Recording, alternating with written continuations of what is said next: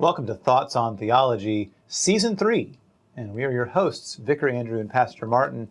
And it has been a joy and a blessing to go through these things. The purpose of this podcast has been and continues to be to explore different theological books. And it's part of the colloquy training. And what a great blessing it is to share this knowledge, to share this conversation with the congregation for all who would like to learn a little bit more about Lutheran theology. So, Season 1, if you recall, was Called to Believe, and then Season 2, we walked right through the Apology to the Augsburg Confession, and that was hefty material. And we decided for Season 3 we'd go with a thinner volume, and looking at the book The Spirituality of the Cross by Gene Edward Veith Jr. Now, Andrew, as you've explored his writing, tell me a little bit about Gene. Yeah. So unlike the last two authors that we've walked through that are doctors and professors of theology, it seems like Gene, his upbringing is not in a Christian denomination. He's not born and bred Lutheran. And so he comes at this Christian lens a little later in life. And so he's really just exploring, what does it mean to be evangelical? What does it mean to be a Lutheran? What does it mean to even be a Christian, as it were, with new eyes, with fresh eyes? And so his writing is from that of someone that really wants to explore what it means, from someone that hasn't just been it hasn't come their entire life, right? They're coming at it later. They have a worldview that's different, but yet they want this Christian worldview, this worldview that is rooted in law and gospel, as it were, and what that means for both him and for us now. And he even talks about this post-modern worldview that we have now. And so how can we still be anchored in the truth that comes from God's Word? And that's really what I've appreciated from Gene. Absolutely. I love the relative simplicity comparatively to Augsburg Confession and Confession and the Apology. But it's very matter of fact. And like, hey, here are the different things that people struggle with. Hey, here's the Lutheran response to those things. How neat. And just how it kind of fits in, it addresses the issues head on and not in a as intellectual. That sounds right. bad. He's intellectual, but not like the... He makes his points, but he doesn't have to, as sometimes in the Apology can, you say 3 or 4 lines when you could have said 1. He just says 1, so... Yeah. So it's a great book to pick up if you haven't. It's a great walk along with us as you go through this. It gives you a lot of those good basics, and it's said in a very simple and understandable way. Now, you mentioned something as you introduced Gene, and you talked about what does it mean to be an evangelical, and what does it mean to be a Lutheran. And now, when you use the word evangelical, right, help us understand what you mean, because I feel like today... No, it's a great point. There's a lot of different definitions of what that word means. And Gene, in his little introduction, the preface, he even walks through that, understanding that Lutherans really were the first evangelicals. And what I mean by that is bringers of the good news. It comes from evangelia, the Greek word, which just simply means good news. And so we as Christians, we have the good news, and so we're supposed to bring that good news to others. We're supposed to share that gospel that, yes, you're a sinner, but there is grace. Oh my gosh, Jesus has done it all for us. Great. And so that is... So we're evangelicals. We're evangelicals. But wait. Kind of, yes. Yeah, if I walked around, down the street and said, like, hey, I'm an evangelical, they're going to have a very different understanding. What is that? Yeah, so in today's culture, that term of evangelical has shifted more towards maybe a Baptist type of leaning, or more of that someone that maybe even is further right and fundamental in their regards, and they're seen as evangelical. And so it still applies to us as Lutherans, but when we say that, it doesn't quite connect what he was talking about with the first evangelicals.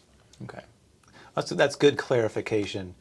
We have folks who are have come from that kind of a background, and they realize like, oh, Lutheranism is a very different kind of breed, and focused on that first variation of definition, right? Right, We the are the original- gospel bringers. yes, We want to yes. be the ones who are getting like, hey, here's the good news and the grace of Jesus, and I want you to experience this, to know that it's true for you now and forever, as opposed to maybe some of The more modern, it's yeah. almost like couching someone in this evangelical lens, evangelical label. It's kind of almost disregarding them in some terms, which don't love that, but fair. So that's kind of the introduction. But chapter 1, that's what we're really talking about today. yep. And I mean, you can't get better of a title than this: justification. Justification. We love that. It's like we're Yep. right back into the apology of the Augsburg Confession. Sounds a lot like a couple of those articles that we read. Yeah. But again, he addresses this in such a simple and understandable way. And he talks about 3 different modes or models of being says- made right with God. Spiritual aspirations. I think that's a good way of putting it from where he's talking about, because I think we see these 3 work themselves out in different ways, and we even need to be cautious of them. So the spiritual aspirations, why he uses that term, is what you said: justification, right, to be made right with God, right? How can we do that? And there are 3 ways that he diagnoses that most people try and make themselves right with God. Okay, so the directional arrow is from us to God. I want to be made right with God, and I can do something, or I can learn something, or I can become one with God. And those are the 3 different ways that he breaks down. So that's not the way we hold to justification. Right. That's But good clarification. that term, justification, being made right with God, in general, humanity has come up with 3 different modes of doing this. And then true Christianity has come up with another, which is vastly different, right? So first, let's just take the 3. So the first one is that of morality. Yep. And basic definition is just doing the good stuff. I can be good enough. I can do right things. I can be moral enough to be made right with God because I am perfect in my morality. An interesting way to maybe think about that. So, yeah. Okay. I mean, that's common in today's world all over the place. Like, I'm a good person, Yep. or I'm activist for this cause, or I've sacrificed myself for these different things. Therefore, I must be right with God, justified. That's exactly right. Yeah, and when you actually break that down, you ask, well, have you always been perfect? Oh, well, I lied, or I stole, or I looked lustfully. Well, there's none of us, not one, that have lived a perfect life, that have fully met that standard of morality to bring ourselves to God. And so that's one of the ways, the spiritual aspirations, that we can't achieve perfection in conduct. Right. Now, when he talks about it, this is page 19, I believe, that it's in the middle of the page. It says, moralism, however, involves a host of impossibilities and contradictions. As people just do not, and it seems cannot, live up to their own high standards. We keep failing. And he talks about the different ways in which we've failed, or ways that we try to get around that. Like one of the ways he talks about is the rationalization, right? Well, no, I'm not perfect, but I did as good as I could in that moment. Yeah, I did as good as I could, or my good outweighs my bad, or something along those lines. Or I tried real hard, and A for effort kind of mentality. And yet, that's not really how God works. I suppose we're getting ahead of ourselves. Yeah, I'm about to say, I would want to make one last point on this, Sure. that this type of spiritual aspiration also turns itself into self-righteousness. Yeah. that, well, I have done so good and I have been so good that you must be bad, Yes. right? I am holier than thou. It's the And comparison game. It's the well, as long it's the old adage, right? You don't have to be the faster than a bear. You have to be faster than the person behind you. Yeah. And so it's like, as long as I'm holier or more righteous or just in general a better person than you are, then I'm okay. And that self-righteousness, like, where are you putting your trust? It's all in you. And that's Your a own deeds. dangerous, dangerous place to be. Now he comments, does that mean then might as well not even try to be good? Right? No, he mentions certainly being good is a laudable goal. It's a good thing. The problem is we just can't achieve that goal. So, and maybe that'll come back when we're talking more about law, gospel, and maybe third use of that law. But in general, if the goal is justification, to be made right with God, being good enough isn't Isn't good good enough. Yeah, isn't good enough. Being good enough isn't good enough. There you go. Yeah. That's the first one, moralism. Yep. What's the second one? The second one he calls speculation, the assumption that knowledge is the key to spiritual fulfillment, which, speculation is a good term for it, but I also see this as like intellectualism, right? I can know enough. I can know about God. I can conceive about all these different things enough. And if I know enough about the cosmos, the way the world works, biology, how we are created, or how our mind works, if I know enough, then I'm going to be made right with God, right? Justified, back to that. And so, yeah. And then he says this in the next paragraph: the human mind is just not big enough to take in the whole of existence. We simply can't know enough to know about God because God is Way bigger. wholly unknowable. Well, yeah, I used to use the analogy of the redwood tree. Like trying to wrap your arms around a redwood tree, and it's like, I can't. There's no physical way that my hands can touch around this thing because it's just bigger. And when we approach our God and say, okay, I'm going to understand God, and we're trying to wrap our brains around something that is just infinite, and it's just not going to happen. It's not going to work. That's partly why God gave us the Word to begin with, is say, here's what I want to reveal to you. Here's the part of the tree that you need to know. You're not going to know everything about God, but here are the things I want you to know. I created you. You've messed things up, but I love you, and I've saved you through my Son, Jesus. The simple truths. It's the simple things. Yeah. And, the intellectualism, I think of like, was it Neil deGrasse Tyson? Yeah, you're right. Like the poster child for this concept. Right. I can know what a black hole does and things like, like awesome, good. And has that given you any peace, any assurance, any understanding of actual who God is? And it doesn't. I always go back to like Richard Dawkins, who is a classic atheist, right? But then he is an atheist through and through. And when he takes his worldview to the logical conclusion is that the universe has pitiless indifference about us, right? There is no cause, there is no reason, there is no rhyme or reason or purpose to us. And how hopeless is that? But if you straight up just take just where your rational thought can take you and just you take the spirituality out of our existence, that's what you're left with. Yeah. And it just, we're nothing but stardust. If everything's numbers, just zeros and ones. Yeah. What's the point? What's the point of any of it? And I like the way that they said this on page 21. Right? Human systems have a way of reflecting human desires more than objective reality. Right? Ideologies that claim to account for everything have often become the pretext for power plays and deception and oppression. And we've seen that throughout history. I loved that paragraph. Yeah.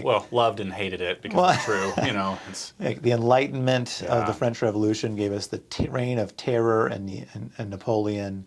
Marxism gave us the gulags, over and over again. Like we imagine that this new knowledge is going to lead to Yes. a better life, and it's never, ever, ever worked. Mm-hmm. Like more knowledge doesn't equal a better life, or Yeah. or a more hopeful life, or Yeah. it doesn't accomplish what, again, it wants to assume it's going to accomplish. And does that mean that we should stop studying then? Exactly. So that's where the balance comes in. And that's Yeah. where just all things in good measure, right? We're not called to just check our brains at the door when we come to God and try and understand who He is and who we are. But there is a limit. We actually can't know everything. We can't know everything about God. We can't even really know everything about ourselves. But that doesn't mean that we stop trying. Sure. That we do what we can with those simple truths. So same thing with moralism, right? We try to do good, not so that we can be justified, Yes. but as a response to it.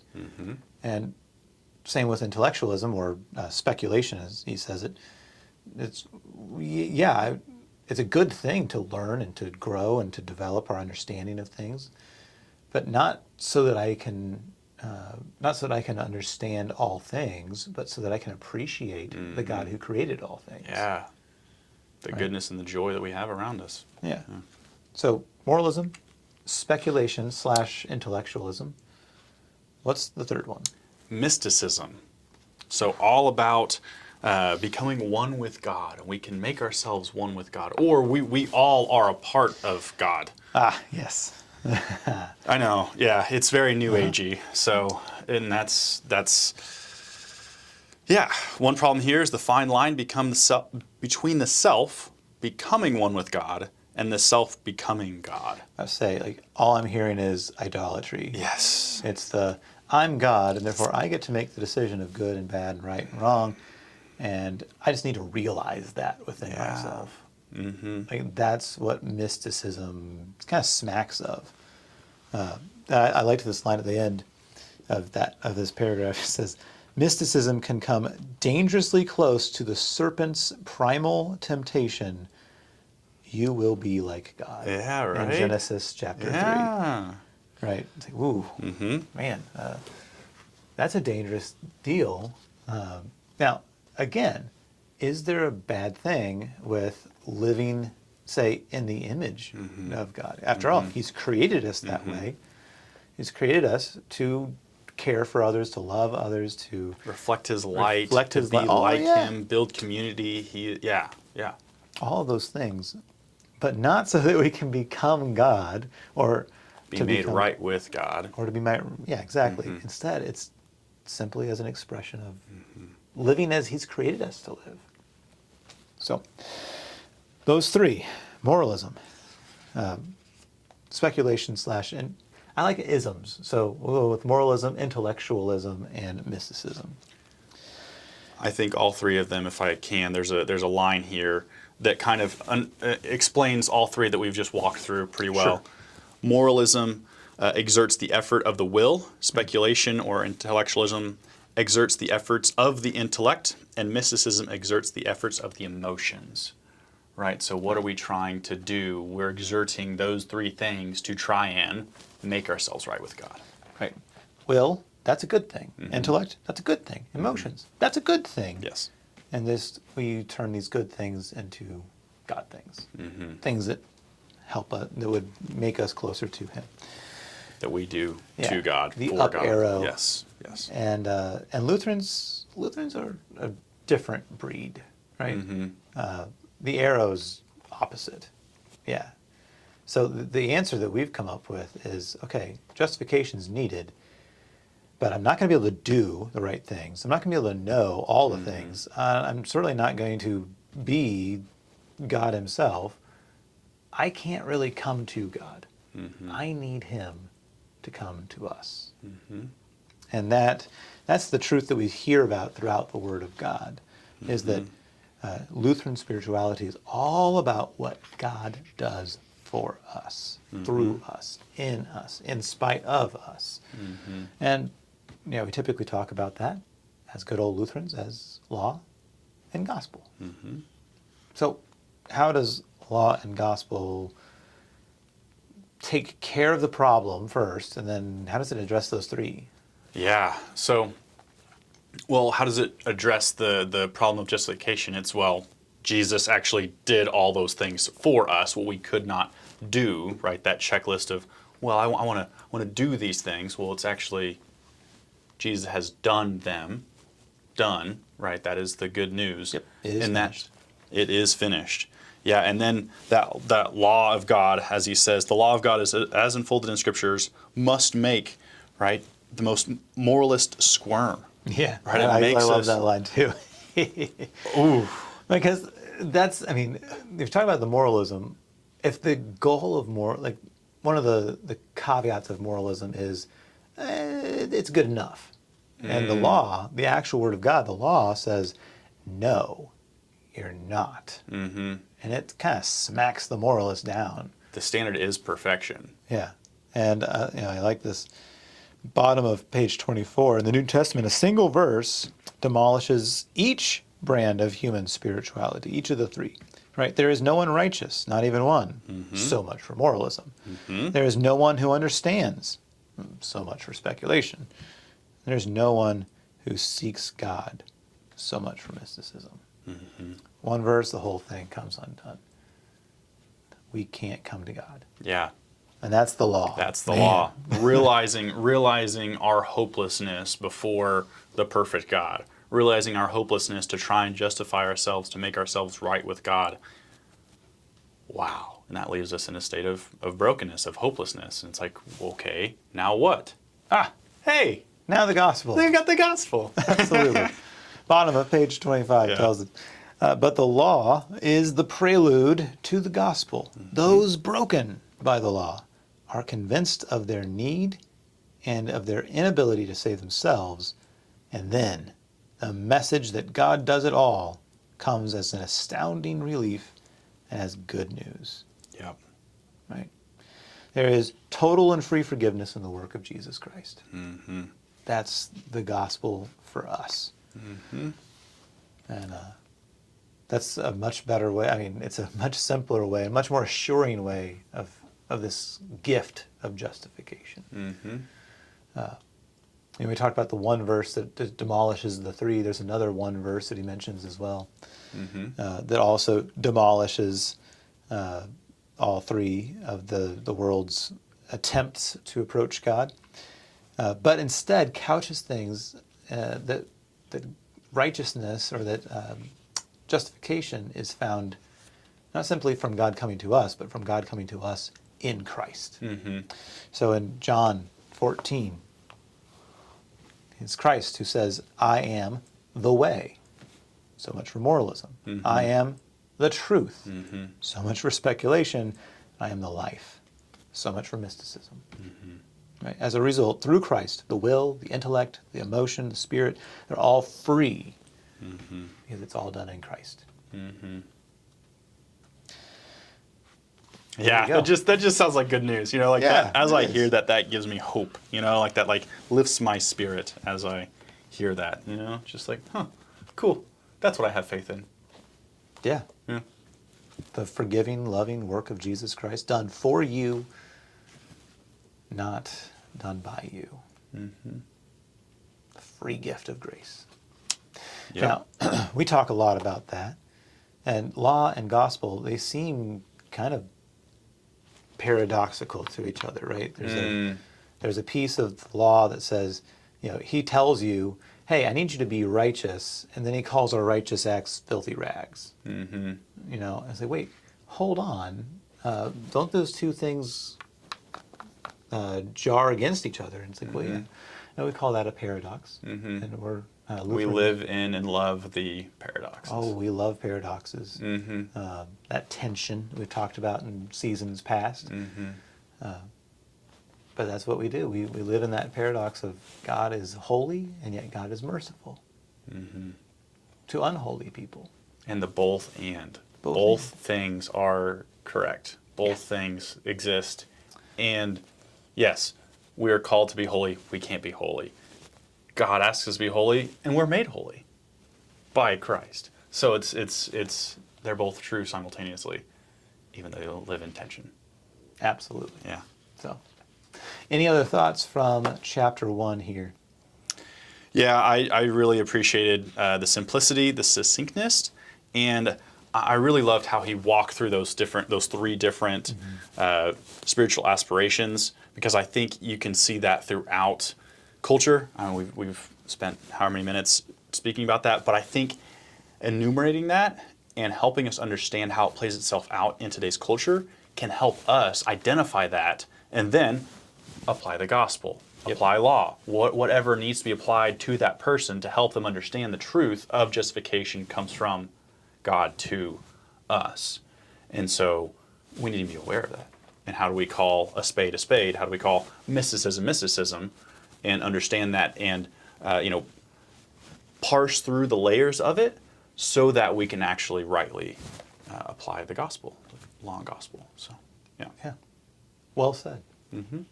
Oh. Thank you again for joining us for season 3 now. We're looking at The Spirituality of the Cross by Jean Edward Veith, and we'd love for you to join us in reading through this book together. That said, we'll see you next time.